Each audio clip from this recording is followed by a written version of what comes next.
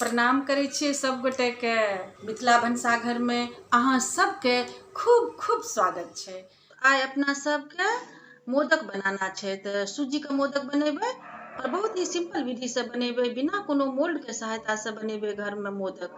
बहुत स्वादिष्ट बनते ये मोदक। अवश्य बना के ट्राई करब और हमरो साथ शेयर करब।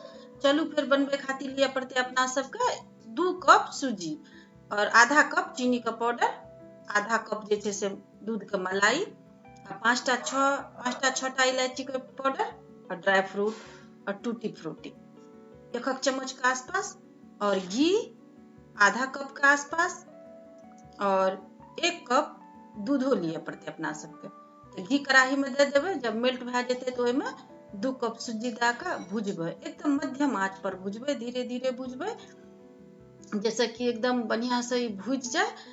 और भुजते भुजते जो सुनहरा रंग हल्का आबि जेतै, सुंधी सुंधी सी खुशबू उठे लागतै, तब वो स्टेज में जे छै से हम सब चीनी का जो पाउडर बनेने छियै, आधा कप चीनी का पाउडर से दे देबै, इलायची पाउडर दे देबै, ड्राई फ्रूट दे देबै, काजू बादाम और टूटी फ्रूटी दे दे। ड्राई फ्रूट और टूटी फ्रूटी कनी कनीटा हम सब बचा के रख लेबै, बाद में डालबै। और 1 कप जे दूध छै एकरा बढ़िया से मिला देबै। 1 कप दूध जे रखने छियै सेहो दे देबै और खूब बढ़िया से चलेबै। और मलाई आधा कप सेहो दे देबै और खूब बढ़िया से अपना सब चलेबै, मध्यमी आंच पर चलबैत चलबैत जे छै से 10 से 12 मिनट में सूखि जेतै।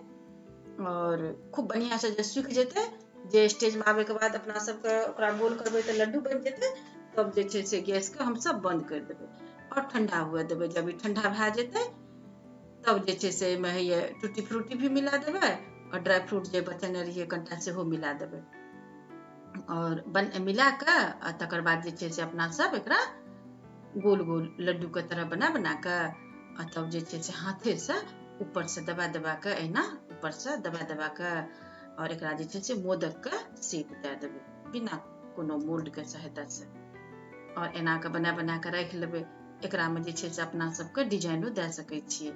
तो टूथपिक वाला जे छै से स्टिक लेके टूथपिक से जब एना बना देबै ना, तो ओकर बाद जे छै से गोल बनने के बाद एना एना दबा दबा के लंबा बना देबै, मोदक वाला शेप दे देबै।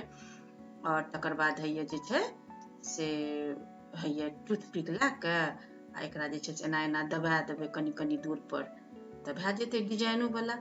तब ई तरह से बन जेतै डिजाइन वाला मोदक, बिना कोनो मोल्ड के सहायता से। अपना सबके आसान विधि से जे छै से मोदक बना लेबै घर में, तो बहुत स्वादिष्ट बने छै। जरूर बना के ट्राई करब और शेयर करब हमरा साथ।